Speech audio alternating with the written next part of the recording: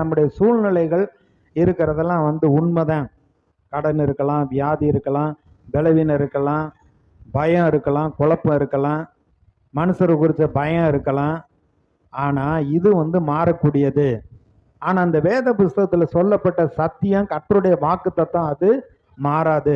சொன்னார், வானமும் பூமியும் மாறினாலும் இந்த வார்த்தைகள் ஒரு எழுத்து கூட அவமாய் போகாது, என் வசனம் அனுப்புகிற காரியமாய் வாய்க்கும் என்று சொல்லியிருக்கிறார். வியாதி இருக்கிறது உண்மைதான். ஆனால் சுகந்தான் நம்முடைய அது கர்த்தருடைய வார்த்தையாக இருக்குது, சத்தியமாக இருக்குது. அதைத்தான் அது மாறாதது. அவர் நம்முடைய பரிகாரி, வசனத்தை அனுப்பி நம்மை குணமாக்குறவர், நீடிய ஆயுளை கொடுக்கிறவர். சரீரத்தில் இப்போ வியாதியாக இருக்கிறது உண்மைதான்.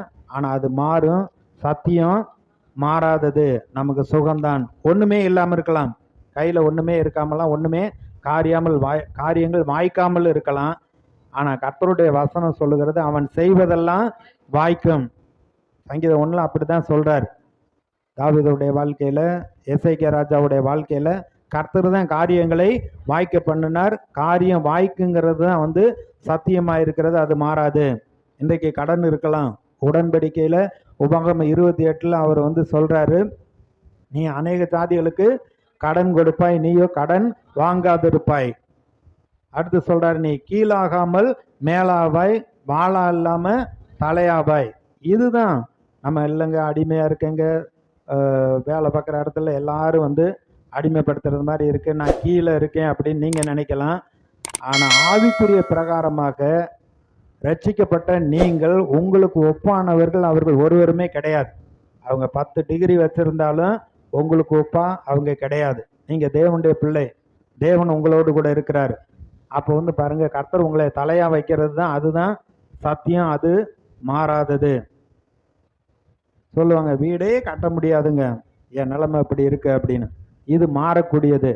நல்ல வீட்டை கட்டி அதில் சுகமாய் குடியிருப்பாருங்கன்னு சொல்கிறாரு, அதுதான் மாறாததாக இருக்குது. நமக்கு ஞானம், அறிவு, புத்தியெல்லாம் இல்லைன்னு சொல்லலாம். இயேசுவே நமக்கு ஞானமும் நீதியும் பரிசுத்தமும் மீட்புமாக இருக்கிறார்.